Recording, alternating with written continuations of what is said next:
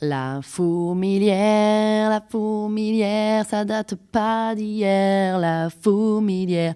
Mais si tu as envie d'écouter une radio qui fait du bien, alors écoute quoi, la fourmilière. Bonjour, voici un reportage de la Fourmiliété. Nous sommes allés le 13 mai 2018 au Sarn de l'Harmonie, au 12 cours Beaumont. Nous avons participé à une journée de débat et de réflexion suite à l'appel du 7 avril. Nous allons vous présenter les motivations des participants. Pourquoi êtes-vous présent à cet événement ? Voilà, je suis M. Abergué-Lassène. Je suis ici pour représenter l'équipe de Magali Jovin Nalagélie pour la préparation des fameuses municipales de 2020. Et on va gagner. Pourquoi êtes-vous présent à cet événement ? Oui, bonjour. Écoutez, là, je suis au titre de l'association Se déplacer en liberté, plus communément appelée l'ASDEL. On s'occupe de tout ce qui peut être transport sur le territoire de l'agglo et au-delà, même sur la métropole, avec comme point d'orgue la voie de Valdonne, le tramway et surtout, bien sûr, la gratuité, qui sont des combats que l'on doit mener et qu'on va mener très certainement et dans très peu de temps. Pourquoi êtes-vous présent à cet événement ? Alors, moi j'appartiens à l'association Vivre Aubagne Autrement, mais aujourd'hui ma réflexion m'appartient, c'est à titre individuel que je suis là. Le tremplin de réflexion que me procure mon association, avec des personnes très diverses et variées, me permettent moi de faire un pas de côté et de venir alimenter la réflexion collective sur ce travail lié à l'appel. Du coup, c'est pas tant mon association qui vient réfléchir ici, c'est plus un socle de réflexion dont je me fais l'écho qui vient participer à la réflexion. Pourquoi êtes-vous présent à cet événement ? Bonjour, Mohamed Aram, je suis régisseur de la troupe de théâtre Les Tréteaux du Charel. C'est une troupe qui existe depuis 33 ans à Aubagne. Et on joue pas mal. En ce moment, on a un spectacle sur Brassens, on a un spectacle Molière, Le médecin malgré lui, et un spectacle pour enfants, La joueuse de flûte. Sinon, on a adhéré au Cercle de l'Harmonie parce qu'on partage effectivement les mêmes valeurs, dont la défense de la politique culturelle à Aubagne. On sait que la municipalité actuelle a tout cassé. Et on voudrait reconstruire et voilà. Donc là, le Cercle d'Harmonie fédère pas mal d'associations qui ont envie de bouger. Et nous, les Tréteaux du Charel, on veut aussi se bouger, apporter au Cercle, parce qu'on veut beaucoup apporter, et aider à ce qu'il y ait du théâtre, qu'il y ait des animations, un peu de la musique. Et aussi réfléchir ensemble. Pourquoi êtes-vous présent à cet événement ? Alors, je suis venue parce que le thème m'intéresse et après, moi, je ne suis pas venue spécialement pour construire un projet politique par rapport à Aubagne. Je me dis que c'est toujours intéressant d'avoir des moyens aussi de faire émerger l'intelligence collective, comme c'est le thème. Mais je me dis que c'est aussi quelque chose qui est transposable aussi partout dans différents domaines de vie. Donc je suis venue par curiosité, puis par curiosité, puis par intérêt. Et puis je me dis que c'est quelque chose qui est toujours bon à utiliser, peu importe, même au sein d'une famille, d'un groupe, de notre boulot, d'une association, de plein de choses. Je pense que ce qu'on va apprendre, c'est des concepts généraux qui sont transposables d'une organisation à une autre, même à petite à grande échelle. Pourquoi êtes-vous présent à cet événement ? Donc, je suis Denis Grandjean, je suis élu au conseil municipal d'Aubagne d'opposition, où je co-préside le groupe d'opposition avec Magali Giovanangeli. On fait partie des initiateurs de cet appel pour Aubagne, qui aujourd'hui regroupe plus de 200 signataires et ne cesse, ça augmente chaque jour.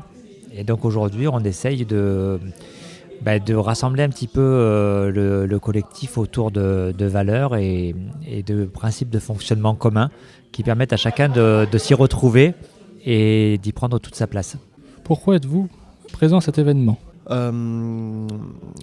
Parce que cet appel, je l'attendais quelque part depuis un petit moment et j'attendais qu'il y ait quelque chose qui se remette en place de l'ordre de ce qui pouvait exister à une époque à Aubagne qu'on appelait la démocratie participative. Et je trouve ça d'autant plus intéressant aujourd'hui que c'est pas la municipalité en fait qui met en place cette démarche, c'est des citoyens qui ont envie ensemble de participer à cette démarche d'intelligence collective qu'on est en train de vivre pour se poser la question de qu'est-ce qu'on veut que Aubagne devienne et comment est-ce qu'on peut améliorer nos conditions de vie dans cette ville. Et voilà, je trouve la démarche intéressante et je pense que c'est important que des personnes s'impliquent dedans. Pourquoi êtes-vous présent à cet événement ? Bonjour. Alors, je participe à cet événement aussi bien en mon nom personnel, je m'appelle Jean-Philippe Iscardo, qu'au nom du mouvement auquel j'appartiens, la France Insoumise. Parce que je pense qu'il est temps de travailler un projet commun, politique, associatif, citoyen. Travailler un projet alternatif par rapport à la politique qui est menée depuis plusieurs années par l'équipe municipale de Gérard Gazet, qui a...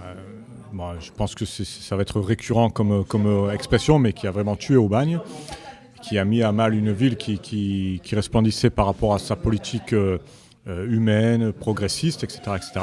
Est-ce que nous voulons nous associer à des associations, à des collectifs, à des citoyens engagés ou à de simples citoyens pour arriver à porter un projet alternatif ? Feedback, donc j'ai le micro mais je vous le passe, sur ce que vous avez envie de vous partager sur cette journée que vous venez de vivre. Entre vous, le sentiment, le contenu, satisfait, pas satisfait, des réserves. Enfin, je crois que le feedback, c'est fait pour avoir une vraie photo. On a fait la météo ce matin en démarrant en disant on va gagner. Est-ce que celui qui a écrit ça, il pense toujours qu'on va gagner ou pas ? Non, moi juste, je trouve que l'image de l'arbre là, elle est très parlante pour moi parce que on s'est mis d'accord sur des racines. Les racines sont présentes, mais tout le reste est encore à développer. Moi, je pense que la journée, elle met en évidence que sur la question des valeurs, il n'y a pas eu de débat contradictoire. Il y a une floraison de valeurs qui sont apparues. Il y a des priorités qui sont de toute évidence pas toujours les mêmes pour les uns et pour les autres, mais n'empêche que tout le monde est d'accord avec les valeurs énoncées par les autres. Et donc il y a un vrai en commun. Je ne suis pas surpris par ça, mais souvent quand on est dans la proximité citoyenne et politique, on focalise sur nos petites différences et là on voit que sur la question des valeurs, c'est une question qui rassemble. Moi je vais faire une métaphore, c'est-à-dire que de la même manière que on peut, quand on regarde autour de nous, on peut constater la transformation de cette salle dans laquelle on est rentré en début de journée et qui était relativement austère, entre guillemets, et qui à l'arrivée se trouve colorée, se trouve affichée de mots chargés de poésie, qui est le résultat d'un, comme c'est écrit, d'un remue-ménage, d'un travail de réflexion, de sens, au travers d'un véritable échange. Ça me paraît assez bien illustrer notre projet, qui est celui de transformer quelque chose, en l'occurrence la ville, mais pour lui donner cette couleur, cette poésie, ce respect, ces audaces. Ouais, on a fait réapparaître le soleil d'ailleurs, pour continuer ton avenir radieux. Moi, je suis tout simplement ravi d'avoir partagé ce moment et ces valeurs avec vous tous et vous toutes. Moi, j'ajoute juste une chose, on était une vingtaine aujourd'hui, entre ceux qui sont passés ce matin, cet après-midi, donc c'est beaucoup. Il y avait une vingtaine de personnes qui consacrent leur dimanche au mois de mai, fut-il pluvieux, pour réfléchir ensemble à l'avenir de la ville, à l'avenir d'un collectif. C'est beaucoup. Et du coup, ça nous confère à nous qui avons eu la chance ou l'audace de participer à cette journée, une responsabilité particulière par rapport aux 90% des signataires qui n'étaient pas présents aujourd'hui. Non pas pour dire « Ah, ils n'étaient pas présents ». Non, c'est beau qu'on ait été une vingtaine, mais on a la responsabilité de partager ce qu'on a pensé, réfléchi, vécu aujourd'hui avec l'ensemble des signataires. C'est tout pour aujourd'hui. C'était un reportage de la Fourmille y était. Nous avons participé à la journée de débat et de réflexion suite à l'appel du 7 avril. Cet événement a eu lieu au sein de l'Harmonie. Nous remercions le cercle qui a fourni les locaux. Nous remercions aussi les organisateurs, Cathy et Fred. C'est une production de la web radio Fourmilière. Vous pouvez retrouver notre production, ce serveur audio SoundCloud de la Fourmilière, sur les comptes vidéo YouTube Brouillon de Culture et Fourmiculture, ainsi que le blog Fourmiculture. La fourmilière, ça date pas d'hier, la fourmilière. Mais si tu as envie d'écouter une radio qui fait du bien, alors écoute quoi, la fourmilière.